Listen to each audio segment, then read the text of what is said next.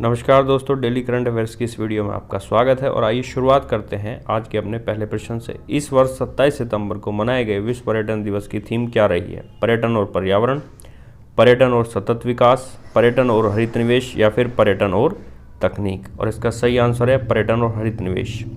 संयुक्त राष्ट्र विश्व पर्यटन संगठन के अनुसार विश्व पर्यटन दिवस 2023 की थीम पर्यटन और हरित निवेश है, जो सतत विकास लक्ष्यों के लिए अधिक और बेहतर निवेश की आवश्यकता पर प्रकाश डालता है।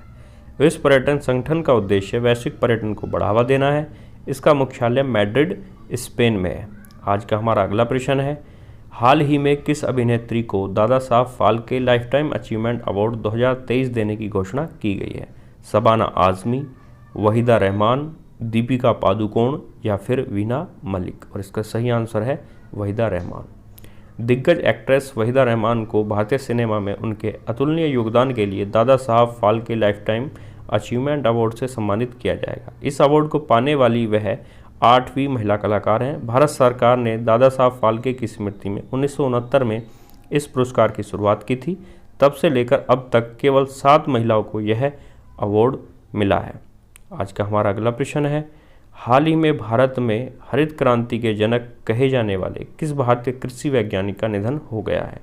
Doctor Salim Ali, doctor Varghese Kurien, doctor Amartya Sen या फिर डॉक्टर MS स्वामीनाथन। और इसका सही आंसर है डॉक्टर MS स्वामीनाथन। भारत के प्रख्यात कृषि वैज्ञानिक MS स्वामीनाथन का निधन गुरुवार को हो गया। स्वामीनाथन को भारत में हरित क्रांति का जनक माना जाता है। उनका पूरा नाम मनकोम्बू संबाशिवम स्वामीनाथन था। उन्हें कृषि और विज्ञान के क्षेत्र में विशेष योगदान के लिए 1967 में पद्मश्री, 1972 में पद्म भूषण और 1989 में पद्म विभूषण पुरस्कार से सम्मानित किया गया। 2004 में सरकार ने उनकी अध्यक्षता में एक आयोग का गठन किया, जिसने 2006 में अपनी सिफारिशें प्रस्तुत की। हमारा आज का अगला प्रश्न है, कौन सी कंपनी भारत में भूकंप चेतावनी सेवा शुरू करने जा रही है? गूगल, स्पेसएक्स, वॉलमार्ट या फिर एप्पल। इसका सही आंसर है गूगल। गूगल भारत में एक भूकंप चेतावनी सेवा शुरू करने जा रही है, जो भूकंप की तीव्रता का पता लगाने के लिए एंड्रॉयड स्मार्टफोन में लगे सेंसर का उपयोग करेगा। गूगल ने राष्ट्रीय आपदा प्रबंधन प्राधिकरण और राष्ट्रीय भूकंप विज्ञान केंद्र के परामर्श से भारत में एंड्रॉयड भूकंप चेतावनी सेवा पेश की है। हमारा आज का अगला प्रश्न है, हाल ही में किस स्थान पर हरदीप सिंह पुरी ने हाइड्रोजन फ्यूल सेल ईंधन से चलने वाली पहली बस सेवा को लॉन्च किया है? कोलकाता, दिल्ली, मुंबई या फिर बेंगलुरु। इसका सही आंसर है दिल्ली। देश की राजधानी दिल्ली में पेट्रोलियम और प्राकृतिक गैस मंत्री हरदीप सिंह पुरी ने पहली हाइड्रोजन से चलने वाली बस को हरी झंडी दिखाई। बस में मौजूद हाइड्रोजन ईंधन सेल हाइड्रोजन और ऑक्सीजन परमाणुओं को मिलाकर बिजली पैदा करता है। बिजली, पानी और थोड़ी मात्रा में गर्मी पैदा करने के लिए 2 गैसें एक पारंपरिक बैटरी सेल के समान एक इलेक्ट्रोकेमिकल सेल में प्रतिक्रिया करती हैं। इस बिजली का उपयोग बस में लगे इलेक्ट्रिक मोटर्स को संचालित करने के लिए इस्तेमाल किया जाता है। हमारा आज का अगला प्रश्न है, भारतीय रिजर्व बैंक ने किस कोऑपरेटिव बैंक का लाइसेंस रद्द कर दिया है? Kapol cooperative bank, Ganga cooperative bank, Baroda UP ग्रामीण बैंक या फिर इनमें से कोई नहीं। उसका सही आंसर है कपोल कोऑपरेटिव बैंक। RBI ने बताया कि बैंक के पास पर्याप्त पूंजी नहीं है और कमाई की संभावनाएं भी नहीं है, जिस कारण यह निर्णय लिया गया है। RBI ने आगे बताया कि प्रत्येक जमाकर्ता जमा बीमा और क्रेडिट गारंटी निगम से 5 लाख की मौद्रिक सीमा तक अपनी जमा राशि की जमा बीमा दावा राशि प्राप्त कर सकता है।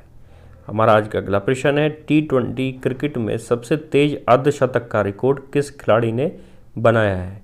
ईशान किशन, स्टीव स्मिथ, दीपेंद्र सिंह या फिर राशिद खान। और इसका सही आंसर है Dipendra Singh.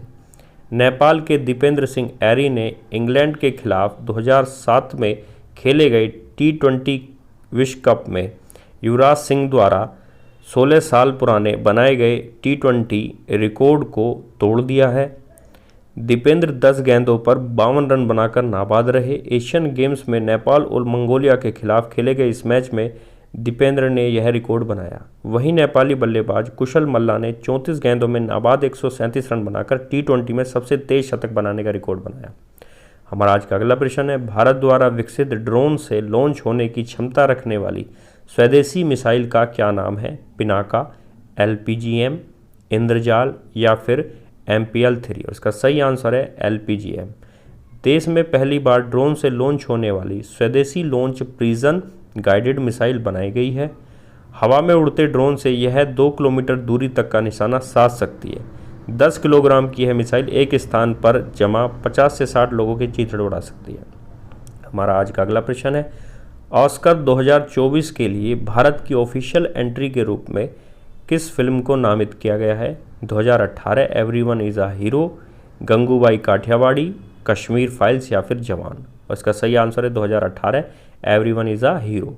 Film federation of India ने केरल बाढ़ पर आधारित Malayalam film 2018 everyone is a hero को 2024 में अकादमी पुरस्कार ऑस्कर के लिए भारत की ऑफिशियल एंट्री के रूप में नामित किया है।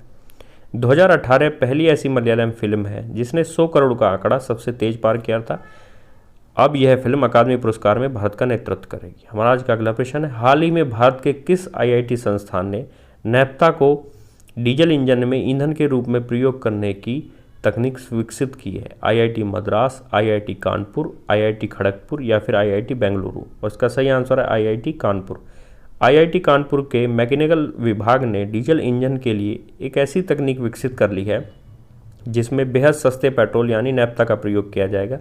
इंजन की कार्य क्षमता भी डीजल इंजन के मुकाबले 20% बढ़ेगी, जबकि प्रदूषण लगभग शून्य होगा। इस नई तकनीक से सस्ता पेट्रोल कहे जाने वाले नैप्था को पूरी तरह से जलाकर ऊर्जा में बदलना संभव हो सका है। नैप्था क्रूड ऑयल या कच्चे तेल का एक अंश होता है।